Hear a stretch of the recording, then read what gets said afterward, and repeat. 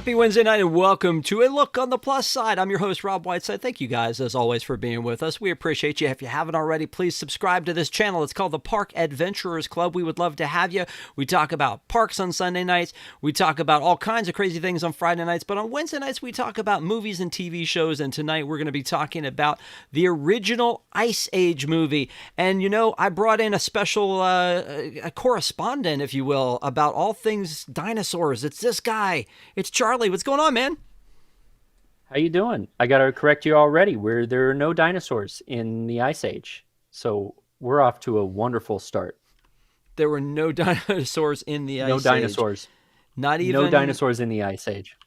But I saw the movie. I watched the whole movie. There were dinosaurs. Oh, well, maybe there weren't. There were mammoths, and there were Mm-hmm. sloths, and there Yep. were tigers, and there were like saber-tooths, Cats. and there were no dinosaurs.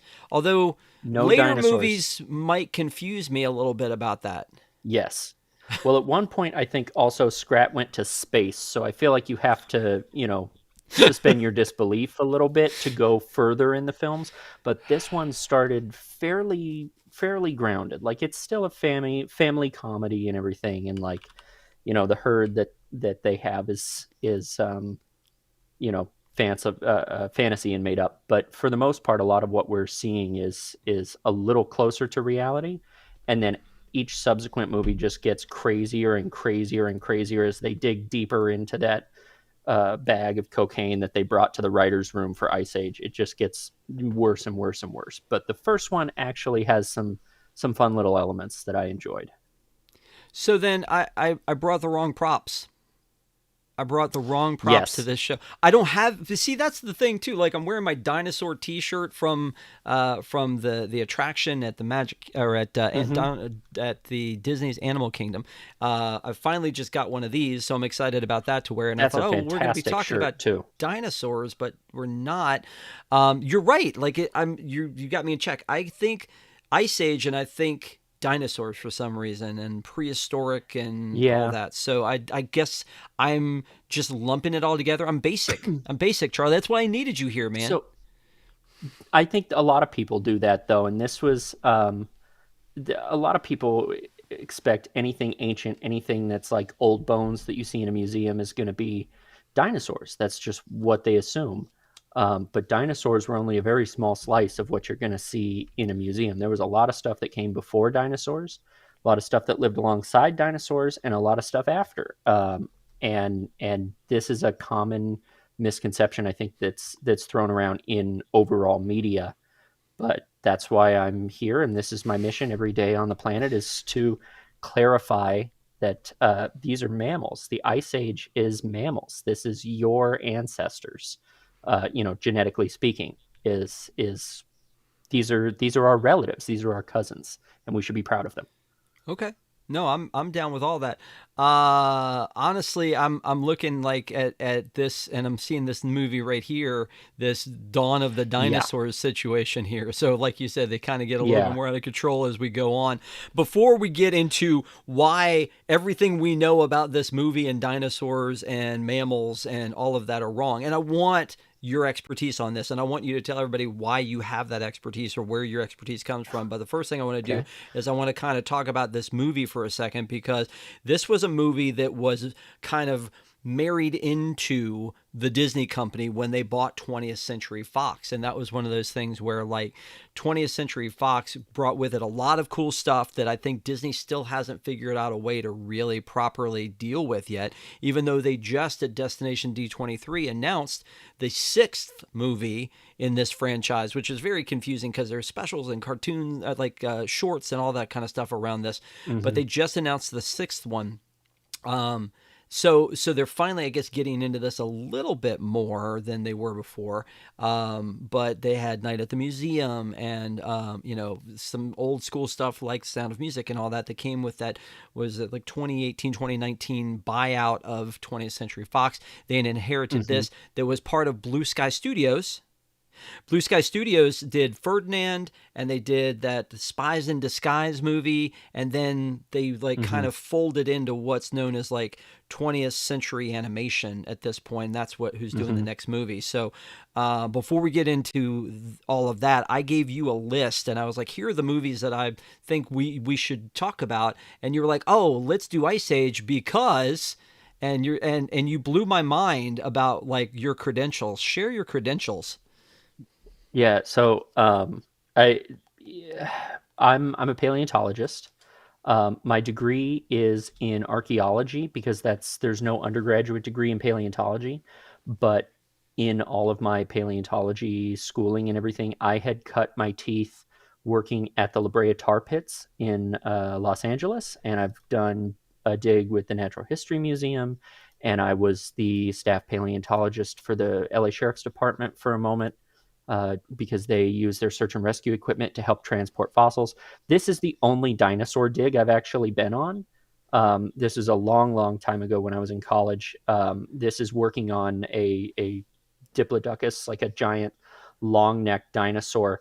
And this is so long ago. It was a fun weekend, and we went out. But then, actually, just last at the end of last year, that dinosaur debuted at the Natural History Museum, so you can actually go and see the only dinosaur I ever worked on. It's I sent you the photo of it. It's the long neck. All the bones are bright green. It came out of this red soil. The bones are bright green. Um, That's Super not cool. She's called Natalie because there were gnats everywhere. that's not Um, this, right? No, that's no, that's not a that's a dinosaur. mammoth. Yeah, That's a that's a mammoth. mammoth. It's the long neck. That's all right. You'll get to it. But anyway, that's the only dinosaur I've ever worked on. I worked at the La Brea Tar Pits, which is all Ice Age mammals. So in the history of the world, there was like this huge explosion of life after an extinction event, and that led over a long period of time to the dinosaurs, and they were in charge of the planet for hundreds of millions of years, from about 250 to about 65, 66 million years ago, was like the prime time for dinosaurs, and that's when we know, T-Rex and Stegosaurus and Triceratops and everything. That diorama at Disneyland that has the T-Rex and the Stegosaurus fighting each other, those dinosaurs are actually from two different periods. The Stegosaurus is from the Jurassic, and the T Rex is from the Cretaceous. So they actually lived further apart in time than we did from the T Rex. Like it would be less historically wrong to have a human fighting a T Rex than a Stegosaurus fighting a Rex. So it's little things like that that I always like, being that annoying Debbie Downer in the group, to like everyone's like, "Oh, that's so cool." I'm like, actually, because that's where I get my joy. Um, yeah, that one. That's the we actually the time distance between a Stegosaurus and a T Rex is further than the T Rex and right now at this very moment, which is kind of crazy. But anyway, I don't work a lot in dinosaurs. I work in Ice Age big animals. Pleistocene megafauna is officially my specialty. So I worked at the La Brea Tar Pits, which is in LA. It's the only active excavation happening in a major metropolitan area, and this is it right here. So this is this giant pool, and they have these all over Rancho La Brea. These giant pools of asphaltum, which is the raw material that's made into tar. There's liquid methane sitting on the surface. These animals, like that Colombian mammoth, would come over thinking they could drink from it, but before they even got to the liquid methane, they'd get stuck. 3 inches of tar is enough to trap a full-grown mammoth. Um, and the mammoth would come over, get stuck. He's calling for help, and then he would get other predators to come and try and eat him, but then they would slip off and get stuck. So now you have a mammoth, you have a smilodon, a saber-tooth cat, you've got dire wolves, you've got vultures, all these things stuck in the tar, and they didn't like sink down like quicksand. They kind of just laid on the surface and got eaten away by time and other animals and stuff like that. So eventually they slowly sank down, and now we have these giant conical shaped pits of bones and tar and yuck right in the middle of LA, right next to the Los Angeles County Museum of Art, in fact. this is what LA used to look like. This is I mean, this is an artist's interpretation, but like this is how full of life everything was. And you see everything we had here about 25,000 years ago that was making their way through the LA basin, and all of this stuff got trapped down in the tar. And so I was one of the unpaid volunteer grunt college students, high school and college, who went down into the tar pit and dug out all the bones, and then you take them up into the museum, you clean them up, and I did reconstruction. Yeah, there's Pit 91. That's where I worked. And when I say 3 inches is enough to trap a mammoth, that's true, because you see that girl sitting there on the beam. I was sitting there like that, but on a lower level, and the tar seeped up and around and stuck my pants to the thing. They had to cut my pants off to get me out of the tar, because just a thin layer beneath me was enough to get me stuck, and like two people pulling at me could not get me out. They had to cut off my pants. So it's very, very sticky. But yeah, actually I've got some right here. Some I teach at local schools. I do lecturing and stuff, so I've got some example tar. It really is like asphaltum is really dark and sticky and terrible. But anyway, that's where I learned the majority of paleontology. And then I went off and I worked prior to the pandemic. I was doing site surveys and monitoring, watching things. So I've found mammoths and Smilodon and a couple other things uh, in places where they're digging soil out of the ground to use it for other things. And I'm there to watch and make sure if they hit something, we got to pull that out and preserve it and take it off to a museum in San Bernardino County was where I was working. Take it off to a museum so that they can continue to get dirt without destroying finds. So the reason I chose Ice Age is because I can talk a long time, as you can see already. I can talk a long time about Ice Age animals like the woolly mammoth, like the Shasta ground sloth, and the Smilodon, which is Diego. They say saber-tooth tiger, but it's actually a saber-tooth cat. It's more closely related to the common house cat than it is to a tiger. And you can see that if you ever see a cat skull, you can see the similarities between the teeth that they have and what a Smilodon had, which are these giant saber teeth fangs that would sit up here next to their eye like this and come down out of their mouth like that, and their mouth could open 90 degrees. So it is actually, when they say tiger and they call him Tiggy Wiggy and everything, and everyone says saber-tooth tiger, he's actually a saber-tooth cat, and that's that he is more closely related to a real common house cat. A tiger is very different, surprisingly different from like a lion or a house cat. I feel like you should have consulted on this movie, honestly.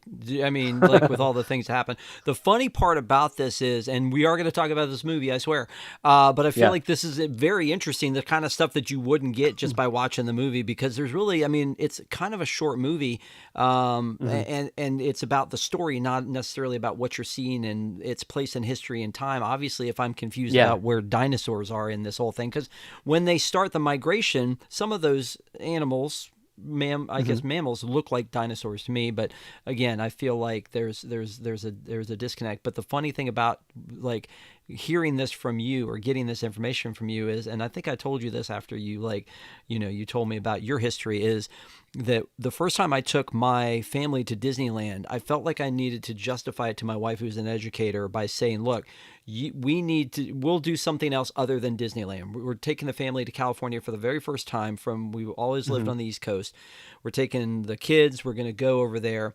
Let's do something you would like to do. And she's like, I would like to go to the tar pits. And I was like, okay. So literally, we flew across the country.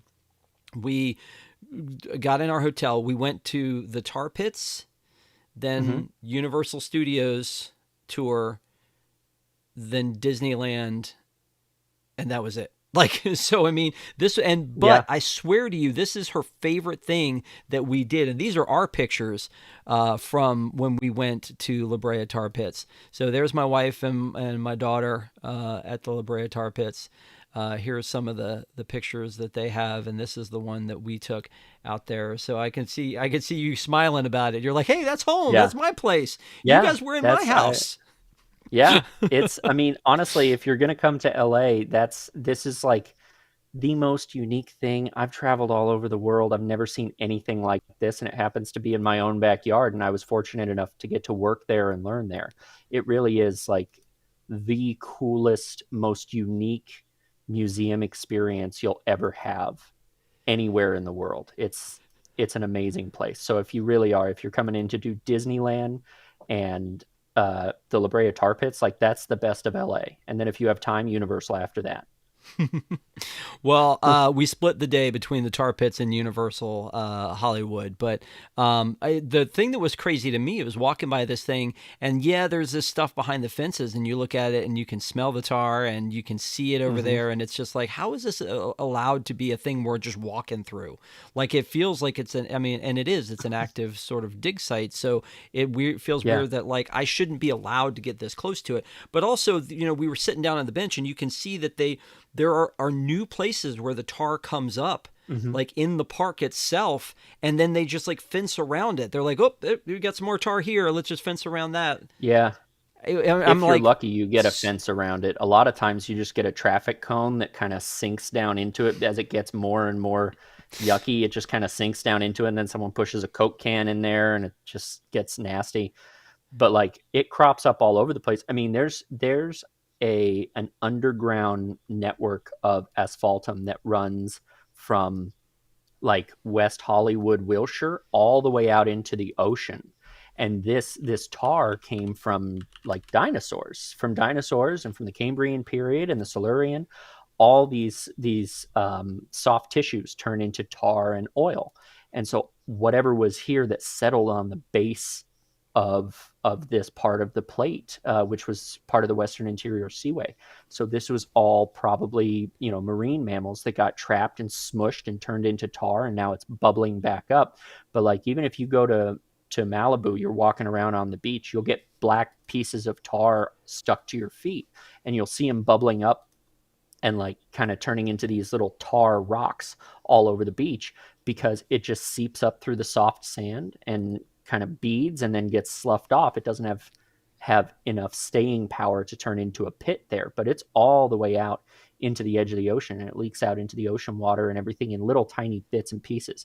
But in Rancho La Brea, because it's undeveloped, it just comes up. And then in the 1910s, they were using it as a mine to take the asphaltum out, add the crude oil, turn it into tar, and it actually, the tar from that lake pit, that big with the mammoths in it, was used to pave the front of the San Francisco Opera House. So like wow. it was a commercial enterprise, and then they were like, why are all these bones in here? We got to get these out of here. Until someone thought maybe we should probably start to research these in like 1912. Was it Dante's Peak? Was that the name of the movie? Where like there was some movie and Like with maybe Pierce Brosnan? yeah, where like there was some like volcanic like reactions around La Brea. I feel like, or was that? Am I making that up? Am I Oh, confusing movies? no, that happened in Earthquake, I think. Like where the methane and all the sewer covers went boom boom boom. Yeah, Because that also there's so that liquid methane that sits on the surface, gas methane also run liquid and gas methane run underneath the surface. And in the 80s, it flooded a Ross dress for less and it blew up. Like it flooded with, there was a rupture in the floor and the gas filled a Ross dress for less, and someone turned on the lights in the morning, kaboom, because it was full of methane gas. I think the movie that I'm thinking of was a 1997 movie called Volcano. A volcano erupts in downtown Los Angeles. I don't think I've seen that one. Oh, okay. Well, I feel like that takes place around this, but yeah, and I don't know why. I think that my confusion was, remember when like Armageddon came out, and then there was another one like it that was a similar situation about them going. Yeah, they always do that kind of stuff. Yeah, I think it was the volcano was one, and Dante's Peak was the other one about like seismic activity. Anyway, Yeah, point being that like it seems surreal that this exists in the middle yeah, of of LA, of all places, yeah. just to be there. So let's what, Charlie, let's talk about this movie then, and you can tell me all the things that are wrong with it. Here's our stat board this week about this movie. So the runtime, like I said, an hour and 21 minutes. We've already been talking that much about tar pits. The release date was March 15th, 2002. It was PG. The box office of $383 million, and for a $59 million budget, which actually is pretty good, $59 million for a movie. And then the company, like I said, was Blue Sky Studios, which after Disney bought the company, I think that Spies in Disguise, the Will Smith movie, like, before Hmm. he slapped Chris Rock, was like the last of the, I think there was like, it was Tom Holland maybe and Will Smith, but I think so. it was their last animation with Blue Sky. So Blue Sky was part of another company. Then they were bought out by 20th Century, and they were almost going to shutter it. And they were like, "Oh, wait a minute, we got this idea for this movie, and it's called Ice Age." And then that kind of like rebooted them into like the number 3 computer generated movie company after DreamWorks and of course Pixar. And then Hmm. they did like a whole bunch of them. And it reminds me of franchises like All Dogs Go to Heaven, where they were like, hey, this worked. Let's Yeah. make 17 more or, whatever. So I honestly feel like I enjoyed the original Ice Age. I probably saw it with my kids when they were younger. I didn't go crazy over it because I'm a Disney stan when it comes to movies and have an unhealthy, like, you know, loyalty to the Disney brand everywhere it is. I know it's ridiculous. So I honestly just kind of let all that All Dogs Go to Heaven and all the Fievel movies and all that kind of stuff just kind of go Hmm. off to the wayside. And I don't know Oh, these as well as I should because like there's 6 of these movies or 5 of these movies that are Hmm. movies, and then like I said, shorts and Christmas specials and all kinds of other things, and so there's just so much of it, and it feels like I can't even remember if I've seen them all. Same thing with Minions movies or Fast Hmm. and Furious movies. Now, if you like quiz me on like the Marvel Cinematic Universe, I got you. I know all of them, and I've seen them, and I can tell you which one's which, and they stand out to me. But in this one, I feel like there's the original Ice Age, and then all the rest of it is just a blur. I know they added a Yeah. girl mammoth, and then there was the dinosaurs, and then there was the little buck or whatever his name is, and all that Hmm. kind of stuff. So maybe you're the guy, and we go through all the Ice Ages. Who knows? But let's start out with this one. I want to start out by talking about the cast. I don't know why Ray Romano wasn't in more things. He has such a unique voice, and I say it's unique, and yet places like Family Guy make fun of how similar he sounds to, say, Kermit the Frog. Um, Hmm. but Ray Romano as a voice in here, I thought was a really good choice. Dennis Leary as a voice, I thought was a really good choice. Dennis Leary was known as this smoking, horrible attitude, cursing like nobody's business comedian, Yeah.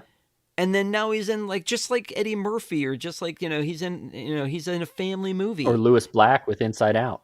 There you go. Yeah, exactly. And so it's Yeah. like all of a sudden he's like a family movie guy, and so there's him, and then John Leguizamo was also kind of like a foul mouth comedian, and then Yeah. started doing acting and now he's Bruno, right? So we don't talk about Bruno, but he's Bruno. But then you've got um, these 3 kind of sort of big deal at the time. I mean, I think Everybody Yeah. Loves Raymond was probably, was it Everybody It Loves was Raymond? huge.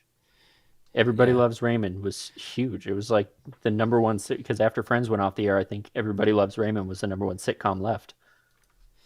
Yeah, and again, Dennis Leary did how many years of Rescue Me? I mean, that was a big deal. Hmm. So And I've never seen anything that John Leguizamo did that wasn't great. Even when the project was terrible, he was good. Like he did a good job in the Mario Brothers movie. It was awful, but are, he did a good job. So did are you Bob saying Bob Hoskins. They Hoskins did their didn't do a good jobs. job? No, he did. Bob Hoskins did great. He did. Even Dennis Hopper, man, he swung for the fences. Weird movie, not good. But you know what? They did their jobs, and I applaud them. And that's how I feel about John Leguizamo in every single thing I've ever seen him in. He either does like a 7 or an 8, or he takes it up to a 10. I've never seen anything less than that from him. He's incredible. You know what? Talking about John Leguizamo, one of the things that he's done most recently that I can't get enough of this movie, and I don't know if you got a chance to see it. He and David Harbour did a movie called Violent Night, where Santa Claus Oh comes. yes, So good. John I love that Leguizamo, you talk about movie. swinging for the fences, man. His character was so dark in that movie. But if you guys haven't seen Violent Yeah. Night, that movie was so great. It's almost like Die Hard if Bruce Willis was played by Santa Claus. Like is basically what Yeah. happens, and it's just such a like. I've rewatched that multiple times, and you would think it's like, oh, that doesn't feel like Christmas. It doesn't feel like Christmas anymore unless I watch It Violent Night. totally does.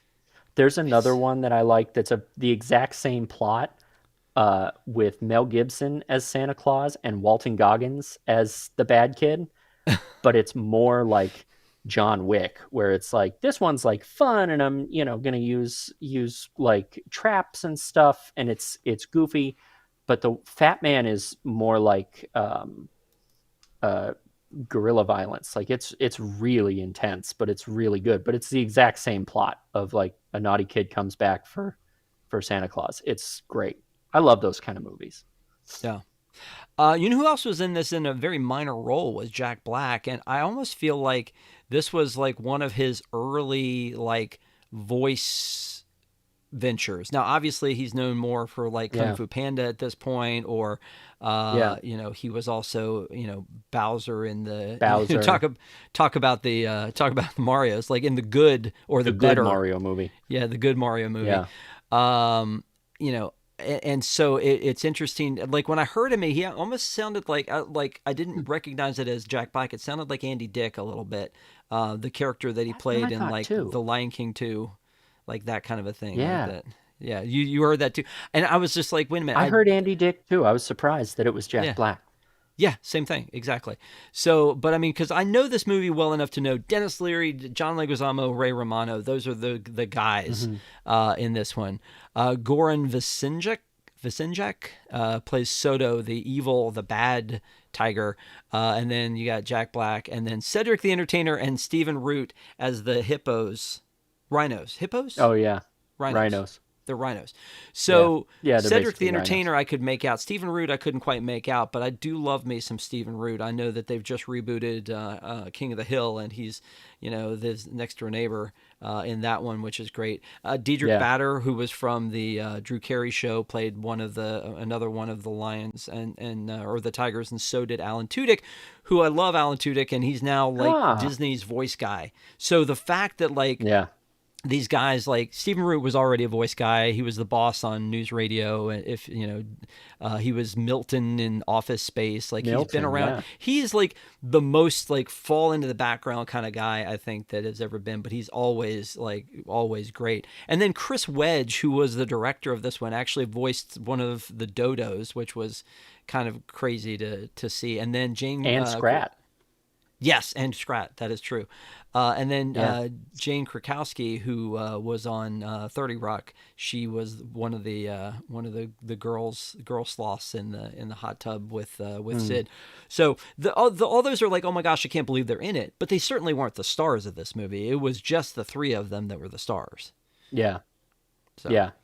And I think also a lot of those names we know now, but like yeah, 30 Rock hadn't come out. She was doing maybe some Broadway, but like we didn't really know who she was. And Jack Black, yeah, probably because of like the Tenacious D Tenacious show, D. but 2002, like I don't even think he had done Orange County at that point. I think that was 2003.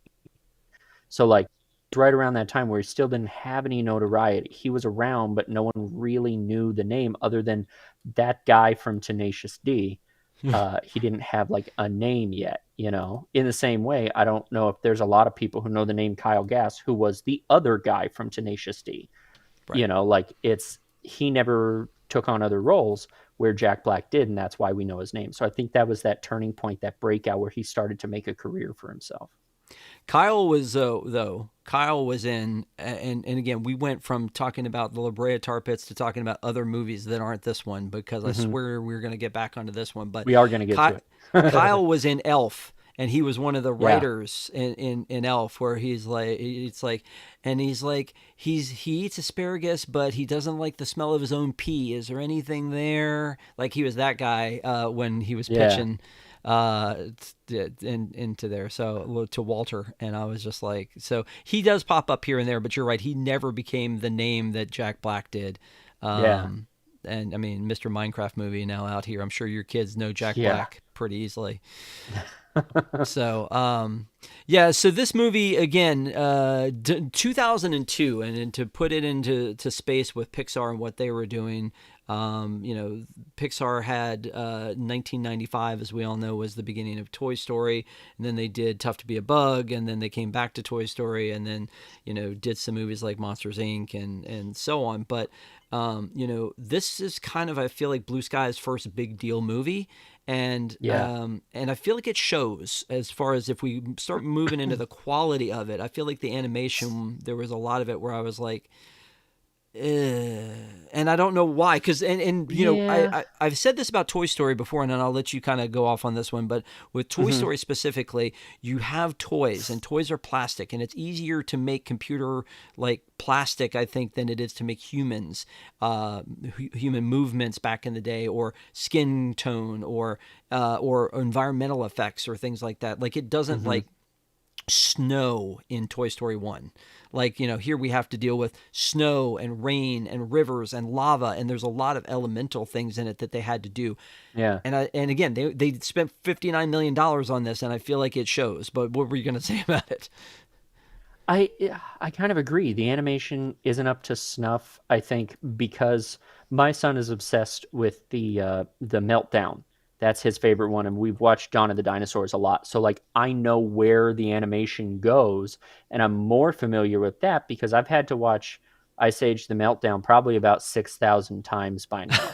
You're Um, lying. I'm so sick of that movie. And even we watched it. He watched Ice Age with me. He had never seen it, and he was like, "That was fine. Can we watch The Meltdown now?" Because that's what he's used to. That's like his film. Um, and it gets so much better and so much immersive. Even like just the ground being like flat brown.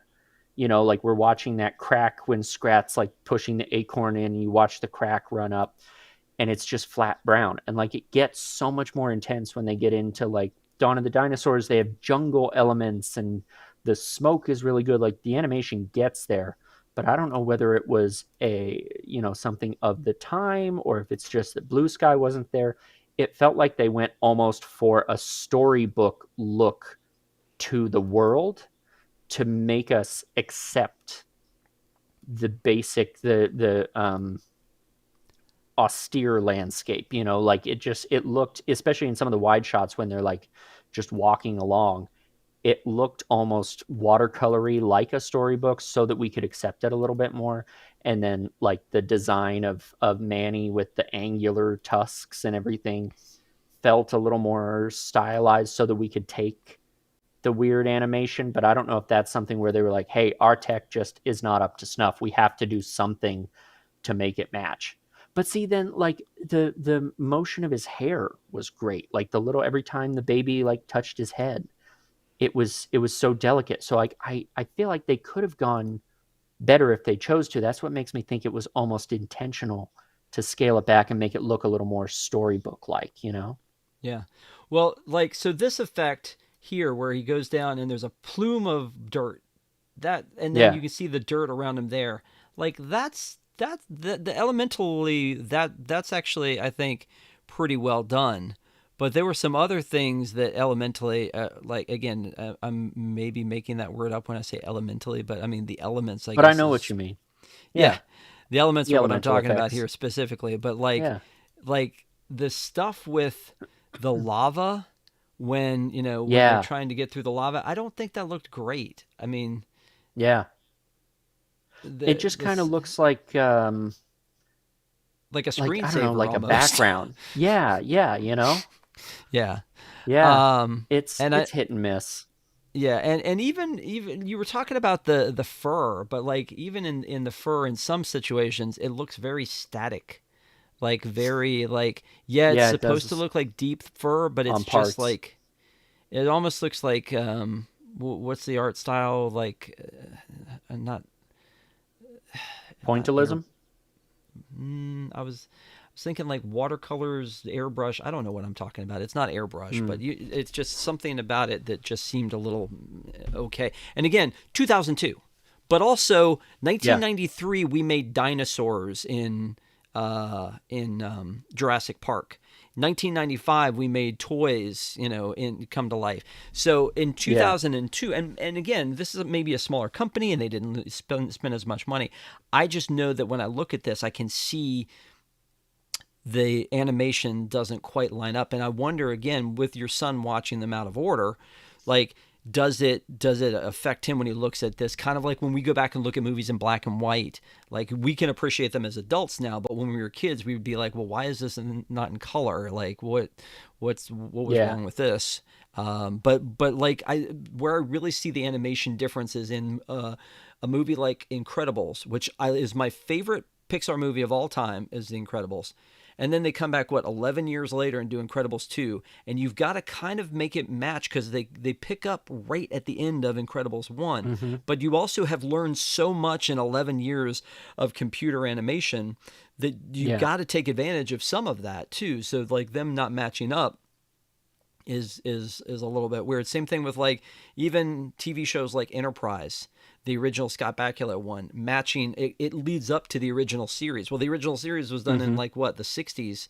And so then, Yeah. that one was done in like the 90s, I think. And so it's going to look better, but you got to make it Yeah. look like it matches. So have you seen that when you go from one ice age to the other where it's jarring, or do they do a good job of No, I mixing it? mean, it's almost like like on CSI when they're like zoom in, enhance, and it just gets clearer.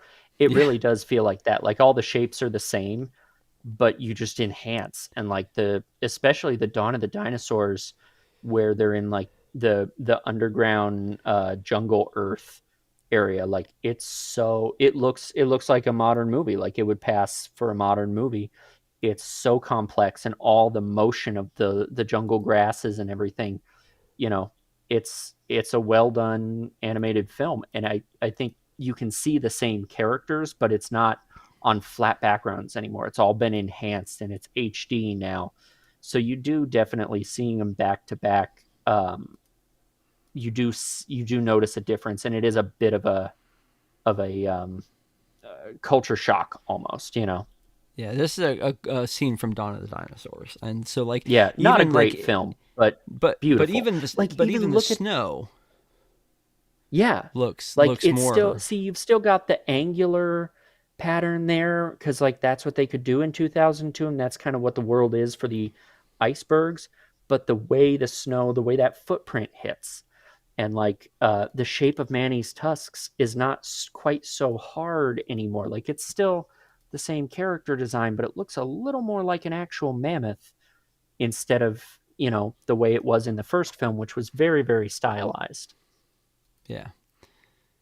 Well, and I mean, again, they introduce new characters, so you can't like, but Yeah. yeah. But like, look at that. That's head and tails beyond what they were doing, just from a tech point of view.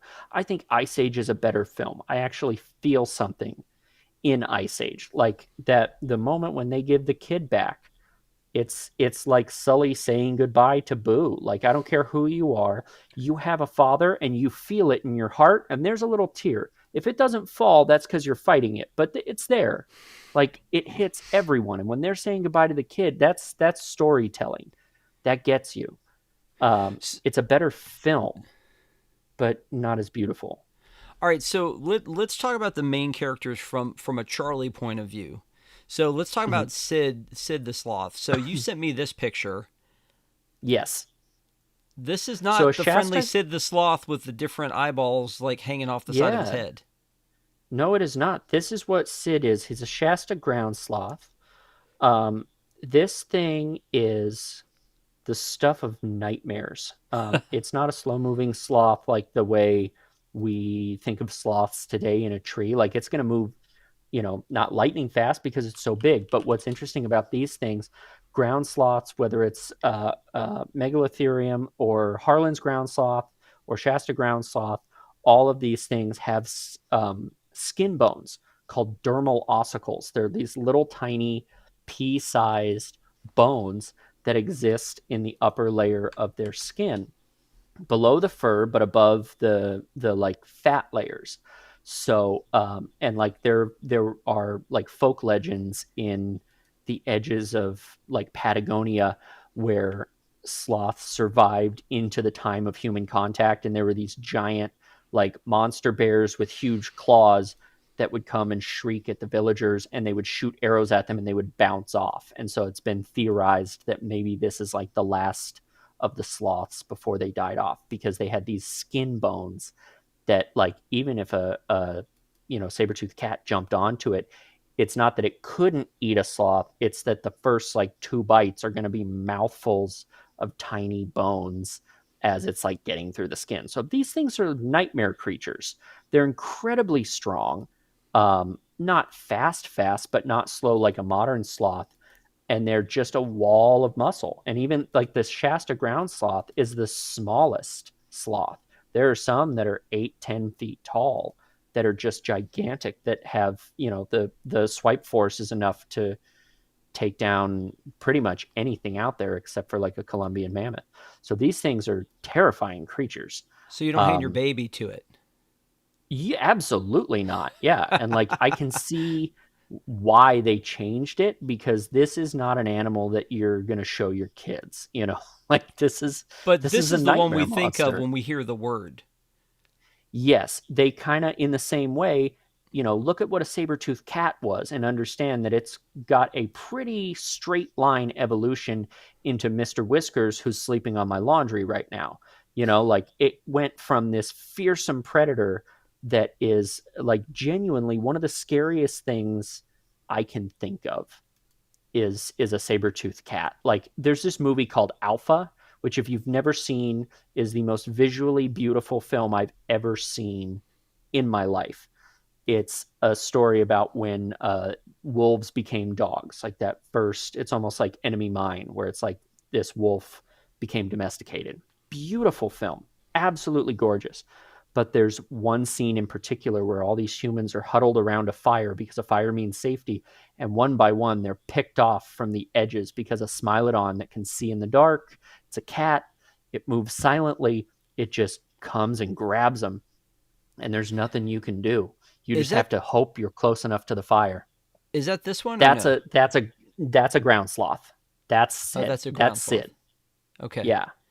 Ooh. So Smilodon is this guy here. I've got a little toy of it here. You can see just a wall of muscle with these giant saber teeth like this that sit up next to its eye socket like this. It can open its jaw 90 degrees down all the way beyond the teeth and just bite your entire head. It's got retractable claws. I've got one of their claws here. It's got these retractable claws just like a cat. So it's a soft paw. And then when it decides to, it leans them out like this and digs in. And it can move silently without the claws and then come out and grab you and pull you away. And if you've ever seen a cat like trying to steal a piece of pizza or something where it just grabs it, it's not going to let go. And it just little by little, once it has you, there's not a lot you can do to make it let go. And this was our predator. This is what hunted humans, not like Neanderthals, like Homo sapiens 20,000 years ago.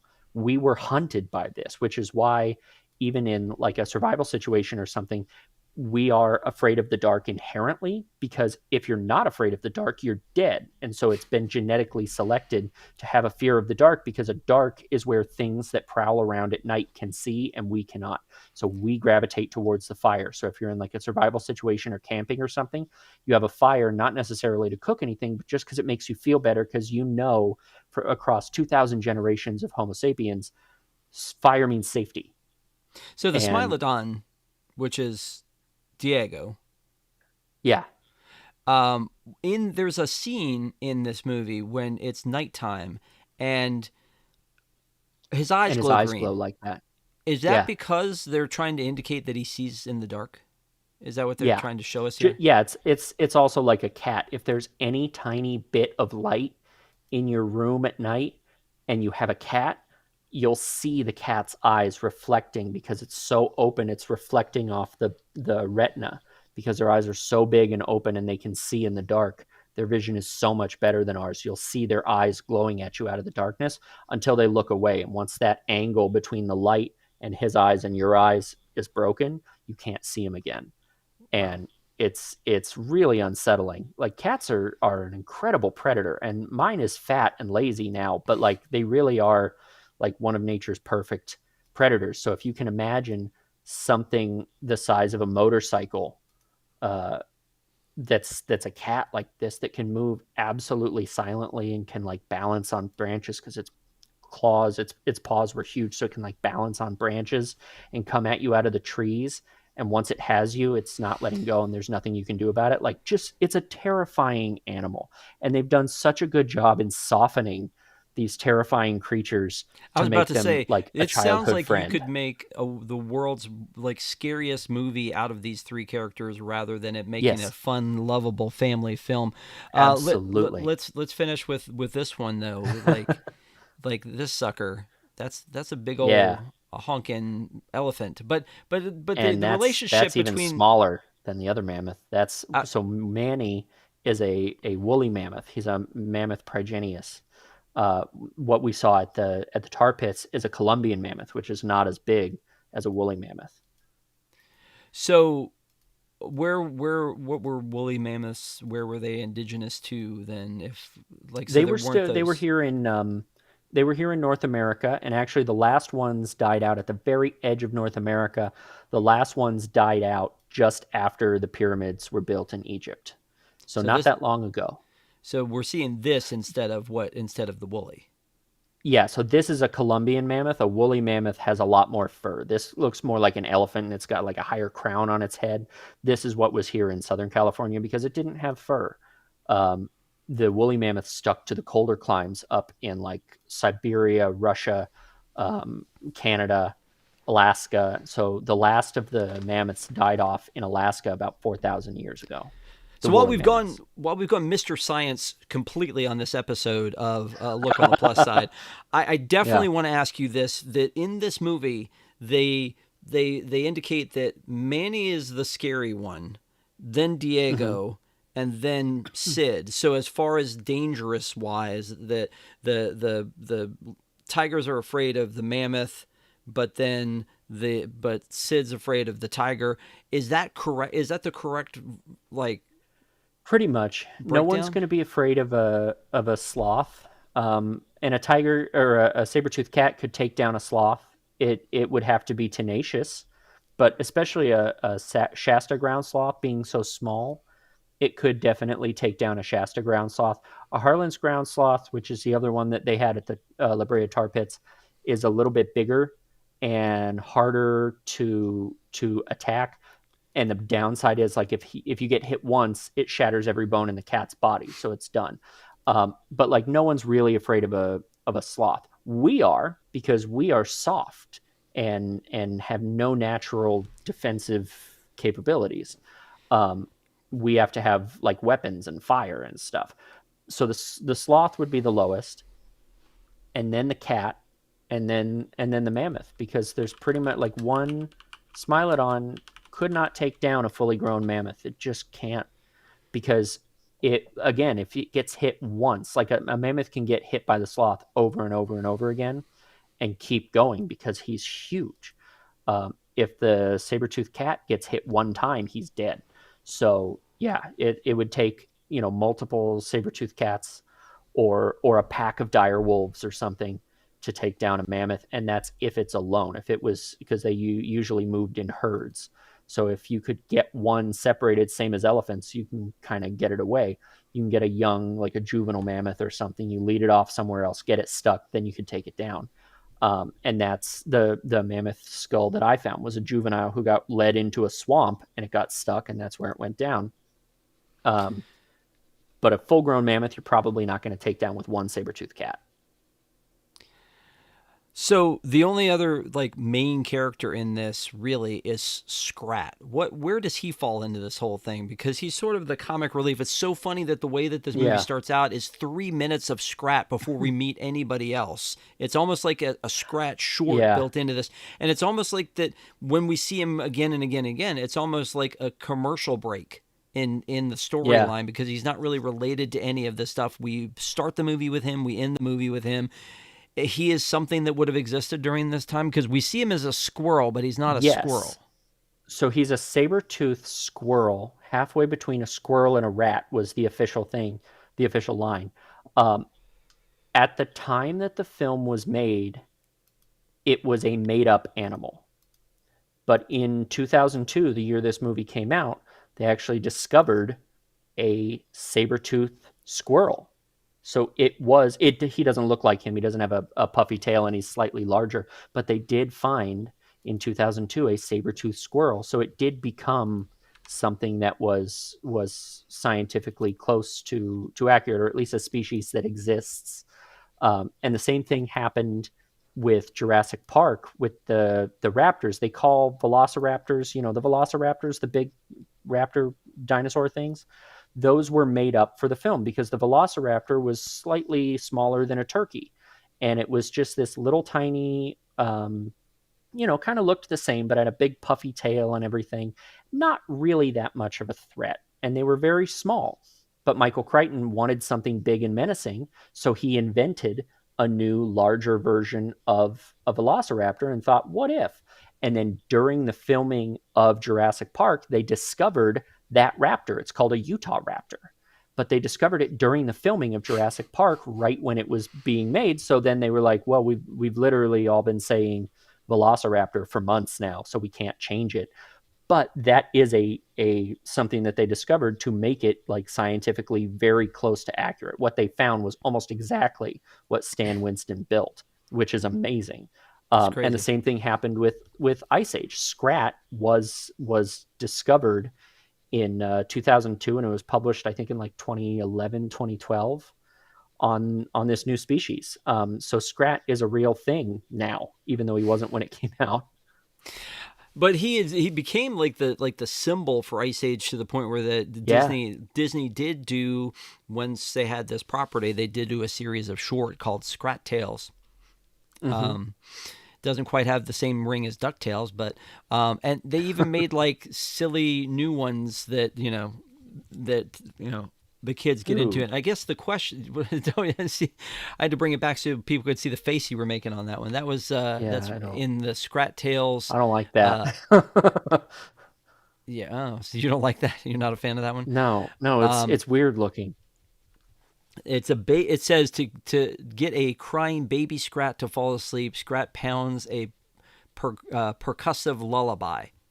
Anyway, there are these shorts that are on here. They're about 4 minutes long, called Scrat Tales. They're on Disney Plus. But Scrat had become kind of like the mascot for this, to the point where like everything was Scrat afterwards. We saw him more. Mm-hmm. Now that's probably easier to do if like Chris Wedge is doing his own voice of Scrat. It's kind of like, no big deal. You just he does his own thing. You don't have to pay Ray Romano or Dennis Leary or John Leguizamo to come back and do any of this stuff, and you can just do all of these little offshoot things. But do your kids get into Scrat as like that their guy when it comes to Ice Age? No, not really. In the later films, they have these two like possum things called Crash and Eddie. Yes. And that's my son's favorite is the possum guys, because they're just maniacs. And then of course he watches the film and then he wants to like do cannonballs out of a tree and stuff. So they're terrible influence. They were in this thing, the Ice Age Adventures of Buck Wild, right? Buck Wild. Yeah. Which was... I love Buck Wild. I haven't seen his show. I didn't know they did a show of him, but that was Simon Pegg voiced Buck Wild, and he's just like a weasel who lives in the dinosaur world, and he's just a crazy adventurer, and like emphasis on the crazy, like he's been alone a little too long. Super fun. I love Buck Wild. Well, there was a movie that was made for, I don't know if it was released to theaters or not. I thought it was maybe made for Disney Plus, but it's called The Adventure, mm-hmm. the Ice Age. So it's considered a spin-off rather than it being part of the movie. Kind of like whatever that movie that The Rock did as part of the From the World of Fast and Furious. Mm-hmm. But it's The Ice Age Adventures of Buck Wild, and it was done in 2022, which was the last Ice Age thing done. And then, like I said, they just they announced a brand new a new one coming to theaters in 2026, I think, that they announced at D23 or Destination D23. There's a lot of Ice Age, and I can imagine that people would really get into this. But the neat thing to me about this is, and now that you corrected me from the jump about it not being dinosaurs, is it really makes a new a new segment because dinosaurs were done. Like we had The Land Before Time, that was the Don Bluth series of animation that was all Yep. dinosaurs, and then you have like the dinosaur movie that the ride was based on, that with Aladar that happened. Hmm. And so this kind of fills a little bit of like a niche, like in between, like a little gap in there. Yeah. So I mean, it's Yeah. nice that they have this now, I think. I can't think of anything else that covers, mammoths. Even just mammoths, or let alone sloths or smilodons or anything else. And like I have all of these things I have for lecturing at schools, and I talk at elementary schools sometimes, and the only way I get anybody to know what I'm talking about is I can relate it to the movies Ice Age, and they usually talk about, Crash and Eddie. That's like the favorite thing.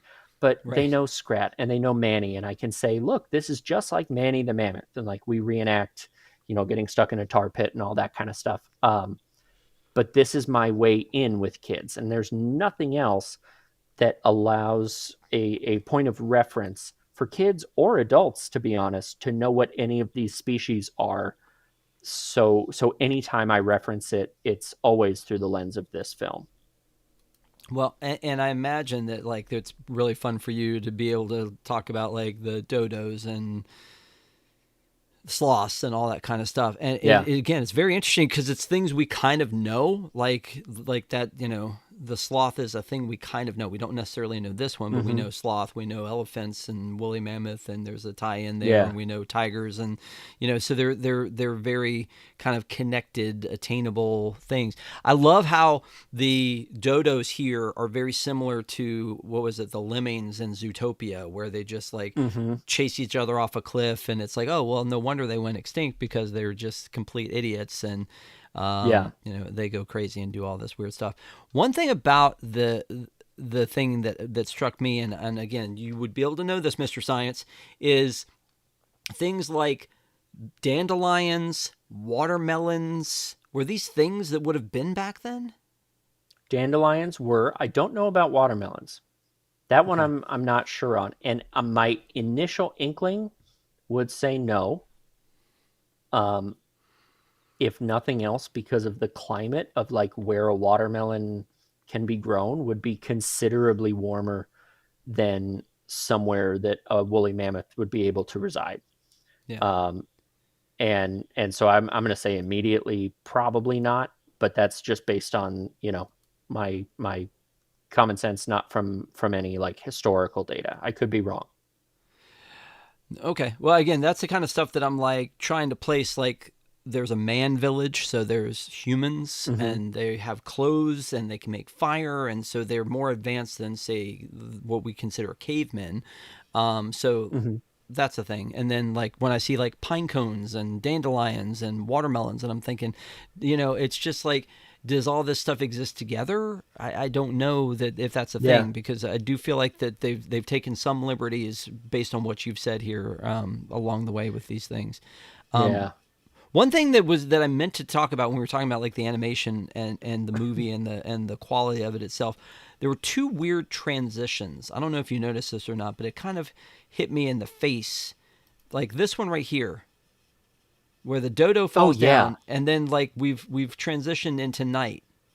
There was another Hmm. one with snowflakes, and I'm like, that's weird to just put that in. Like Star Wars is known for that wipe, right? The wipe. That Yeah. Yeah. So Star Wars is known for that. This one, like, there seems like there's just two places where they do it randomly.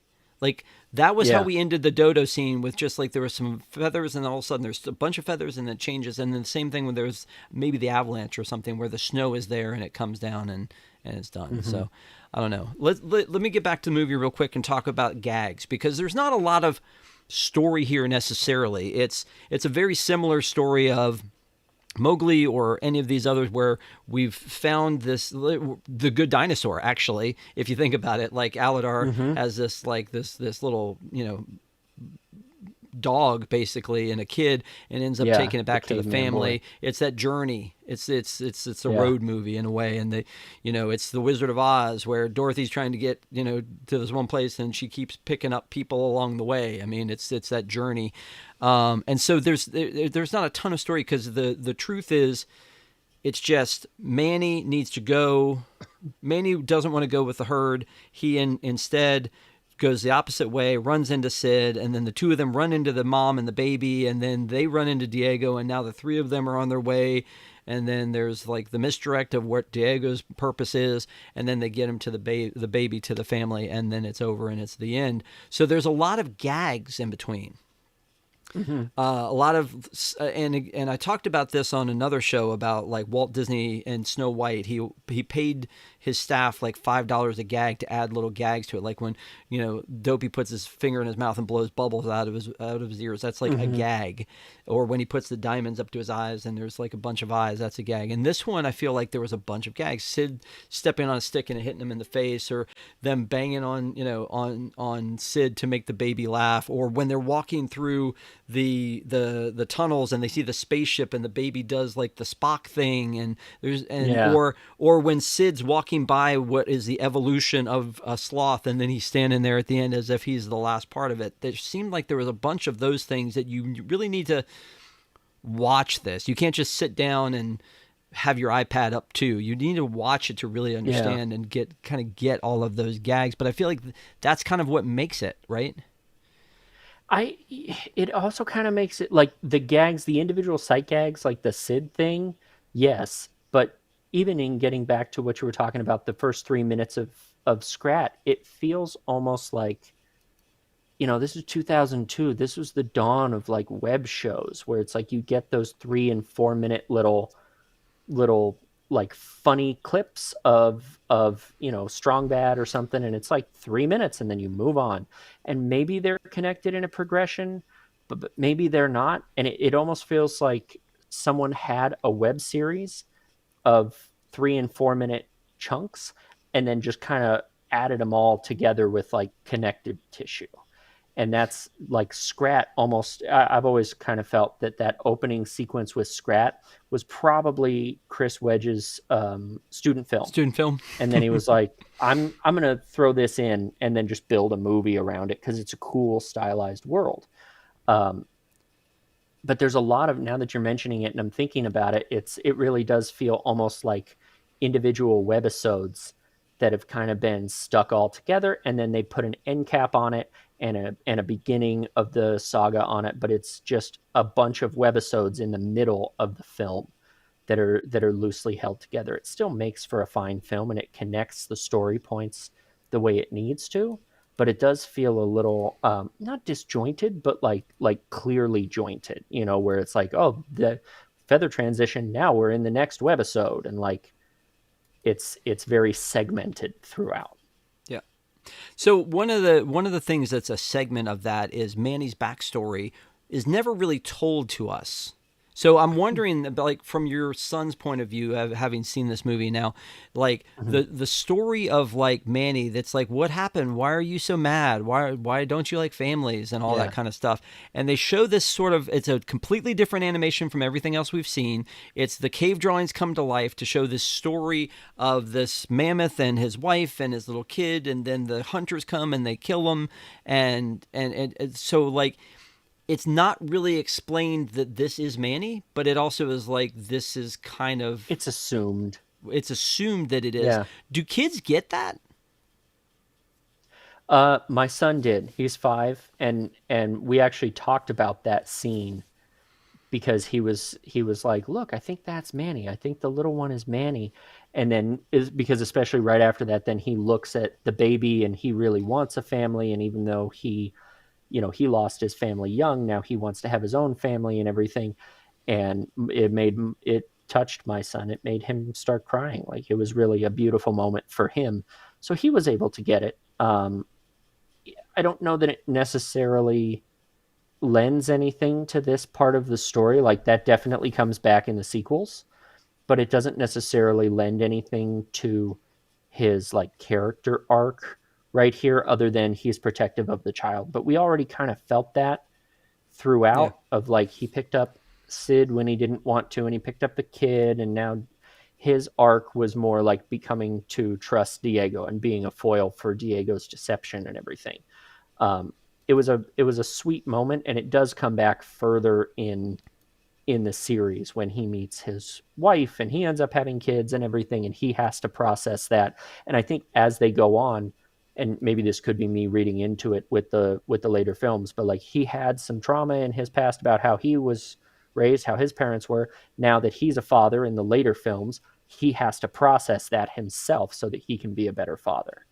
And I think like this was laying the groundwork for what would come later. But just the same when they were walking through that ice tunnel where it was like, oh, funny gags and stuff. Then we have the dinosaur one, and then we have the alien one in space, and like that's pretty much mapping out what happens in the films. Like at some point Scrat goes to space and the dinosaurs wake up, and like they're just kind of pulling on the mythology and the gags and everything from the original film to map out the rest of the series. So I think this is one of those moments where they were like, let's explore this a little further, and then gave him a family to be able to process that. Yeah. Interesting. So Yeah. is he the baby? Is that what we're saying? That he's the baby? I think he's the baby. He lost his parents to hunters because he like reached up and touched the baby and like wiped it. I think that was him, and that he was alone, because then they deal with that later, that he didn't like know anything about mammoth culture, and he didn't know how to raise a kid because he was like on his own, and his wife was on her own too, and like that's just what it was. Last thing about animation is the humans, like we talked about earlier, they didn't do humans as well as they did, animals or toys or things Yeah. back in the day with computers. But looking at this, are they trying to be authentic to what they think early man looked like, or is this just bad animation? It's just bad animation. Okay. They're going for a amalgam with like the sloping brow or the sloping headline and the large nose and everything is a little more Neanderthal, but like it doesn't have the strong brow line here. It doesn't have the deeper jaw. It doesn't have the short neck. So it's not quite Neanderthal, but it's also not quite Homo sapien. I don't know what the hell is going on here. This is the worst, creepiest kid. Like at least the adults kind of almost look like stylized clone I don't troopers know what's from going from the on Clone here. Wars. Yeah, the baby was terrible. Yeah. Oh, that's But right. They like do look a I little bit think like Clone Wars animation now that a you little bit. mentioned it. Yeah. Yeah, Yeah, no, I see it's that. that angular stylized look of like we're going for a storytelling point of view. It's not supposed to look real. That's kind of how I feel about the whole film. Yeah. No, you're right. I totally now will see Clone Wars when I'm looking at that. That's for Yeah. sure. All right. Well, I want to thank everybody for watching. I want to take a quick break before we wrap up here, and I want to ask Charlie some trivia questions because that's what we do, man. We ask trivia questions, and unfortunately, they're not going to be the kind you want to hear. They're not going to be about the sloth and how long their claws were and things like that. So Hmm. hopefully and it's just going to be fine. We'll make it pretty painless. But Okay. hopefully this will be easy for you to do. So if you're ready for it. I'm ready. So when we first meet the dinosaurs that are not dinosaurs, the mammals who Not are dinosaurs. they're not dinosaurs. I've already screwed up. The mammals who are migrating south. Hmm. One of them suggests that they call it something else other than the Ice Age, and gives two examples of things that they could call this time other than the Ice Age. Can you name one or both of those things that they say? Is it? I can see the cow. I know it's a calcathere, if that helps the animal. Um, Helps I me can not at see all. it. Did he say the nippy age or the chilly age? The Something Big like that. Chill and the Nippy Era. So yeah, you were you The were you nippy were you era. were Okay. skirting you were Okay. skirting both of them. It's like, Close. why are we calling it the Ice Age? Why don't we call it the Big Chill or the Nippy Era? Yeah. Yeah. The rhinos, there are two of them. I mentioned them. They are voiced by Cedric the Entertainer and Stephen Root. Can you name those two rhinos Hmm. without looking? I don't want you to be No, looking. I can't. One Okay. one is like it's with a D. His name starts with a D. That's all I got. Yeah, Carl and Frank. So yeah, Oh, absolutely. okay. Yeah. The D is Those- silent. There's no I was D still in right. either of those words, but yes, Carl and Frank. So there's a band that has a song. Like the soundtrack, we didn't talk too much about the music from this. It was what David Newman, I believe, was did the score. And there's really only one like song in this, and it's from a Yeah. band called Rusted Root, and it was actually in a song from the 90s that kind of like really got its popularity out of this movie, I feel like, and was used in other things. It was actually used in 2 ad campaigns. Can you name either of the items that were advertised with the song from Rusted Root? Send Me On My Way is the name of the song. One of the 2 items, 2 things that were advertised, and this has nothing to do with the movie. I just wondered if you did, because Yeah. I mean, it's a song we've No, heard I a have lot. no We're idea. very familiar with this song. It Yeah. was actually used in other things. No, I have no idea. Nature Valley, like the granola Okay. bars, and Enterprise Yeah. Rent-A-Car. Enterprise Rent-A-Car because it's Send Me On My Way. Oh, okay. Yeah, how about that? I can see that. I don't know that I can't call either of those ads to mind. That was a good trivia question. I felt like it was. That was really good. Thank you. Yeah. Thank you. I appreciate that. And like I said, I mean, there's not much to the movie, honestly, to be able Yeah. to like, there's not a lot of numbers listed or like somebody's address or a license plate or, whatever. So, the next one is they were headed to where the man village was. What was the name of the place they were headed to? What was that? What was Glacier that called? Pass.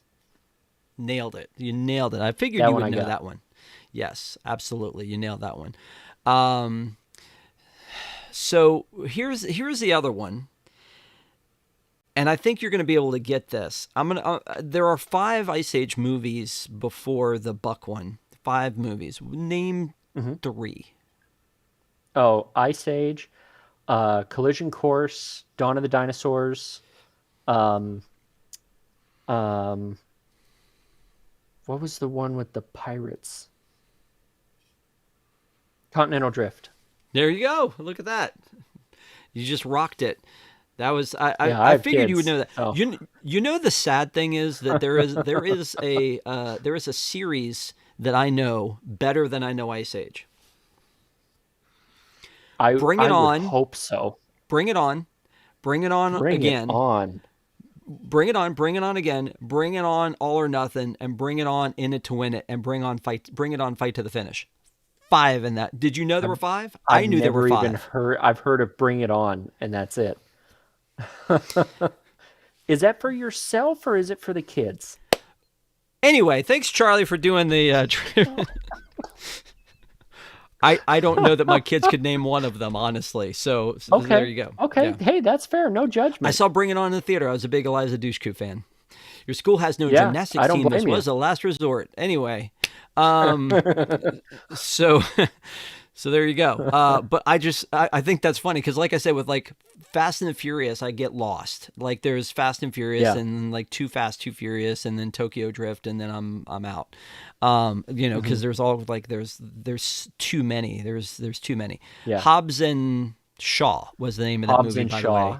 That was the spin-off Yeah. that I was saying, like kind of like the Buck Wild one. It's like it's not Ice Age, it's this other piece of it. So It's within the universe of.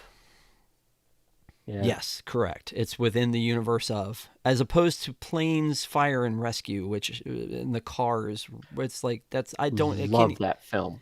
Yeah, it's great and it has a I- good song in it, but also like it's all cars, but it's not Pixar, and it's not really cars, it's planes, and they're not connected, Yeah. but they're making a land. I don't know. We're completely off topic Yeah. again, Charlie, but I appreciate you playing along with that. So there's a warm, reception at the end where like, it's a happy ending sort of. And again, like most movies, and there's, an absentee parent and the mom, like I was really hoping they'd find the mom, but I guess the mom just like died and washed away. And we didn't get to actually, Yeah. there's a lot of not death that we don't see, and I guess it would be PG-13 if we did, like where the icicles start shaking and come down and hit the Soto, yeah. yeah. And so like there's a lot of stuff we don't see that happen, the mom disappearing, but we have the nice moment where Manny brings the baby, Pinky, Boo, yeah, to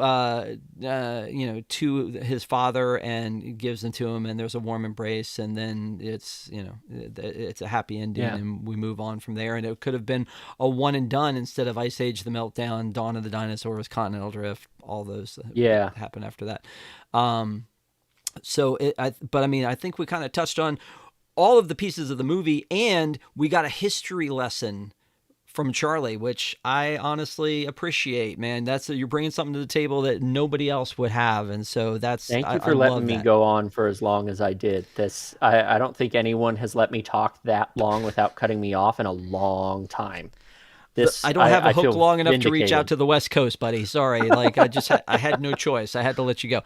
No, but I mean, again, I find it fascinating. I hope the right people find this, because I think that if you just came here wanting to know, hey, should I watch this with my kids? We're going to tell you that in a second, but I really feel like you're going to get a lot more from this, and hopefully that people did. So thank you for doing that. I'm gonna get your final thoughts of would you recommend it in a second, but I do want to give a shout out to our pack. We love our Park Adventurers Club. Thank you guys for being pack members, and a special shout out to our Zebra Mezzanine and Treasure Room.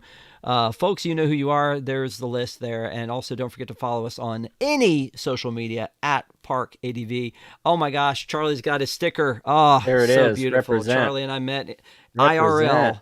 And yeah, he's got his button and his sticker. So if you guys join the pack at certain levels, we would give you guys we'll send you a thank you and a sticker and a button, so you can be part of the pack. And don't forget, we have a show on Sunday night. We do every Sunday night, which is our Park Adventurers Club. That's our park show where we talk at 8:30 p.m. on Sunday nights about all things in the parks, and then every Friday we have content as well. So come on back to parkadventuresclub.com, check it all out. Also, if you want to go back and look at a look on the plus side, Charlie and I did one for the original, not the original, but the 2005 Fantastic Four. We didn't go back to the 1994 one, which we probably should Not get the our hands original on. original. Yeah, and do Yeah. at some point. But all right, so my friend, we've talked this all through, but now is the time. Now is the best time, because you get to tell me if somebody was like, "Hey, Charlie, I know you're into like the mammals, not the dinosaurs, but the Pleistocene mammals." megafauna. Yeah, exactly. Yeah. That's what I would have said. And I'm looking at this Ice Age movie, which it's not a Disney movie, but it's on Disney Plus. My question, sir, would you recommend this movie? I would absolutely recommend this movie, if nothing else, because then at least we could have a conversation. There's no other way for a layperson to really see what a saber-toothed cat is, woolly mammoth, other than general knowledge. And I think it's a fun film. The story is kind of basic, but it's got a lot of fun little moments. And at the end, it's going to hit you in the heart. If you've got a dad, which I assume you do, you're going to feel it. It's a sweet, touching moment. And I think of the series, it may not be the most visually stunning of any of the animations, but it's definitely the best story and the best, most held together film out of any of the series. So it's the best place to start.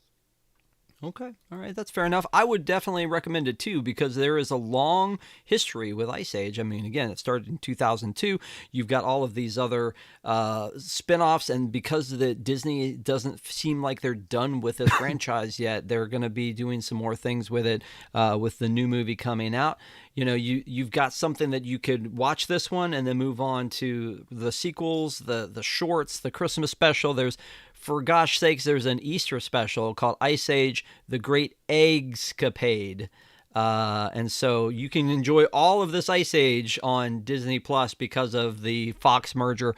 I feel like there was I was at Destination D23 this past weekend, and they did Anastasia they showed Anastasia, and they sang a song about it, and the voiceover comes and says, because Disney bought 20th Century Fox, now Anastasia's a Disney princess, so we're singing this song. Like, it was just really funny. Like, Wow. they kind of acknowledged the fact that the purchase brought all these other people in, Yeah. whether it be, The Sound of Music or Anastasia or Ice Age or Night of the Museum and all these other things that came in. And I feel like if they needed to build a fifth gate, there should be an Ice Age land in the same way that there's a Burke at Epic.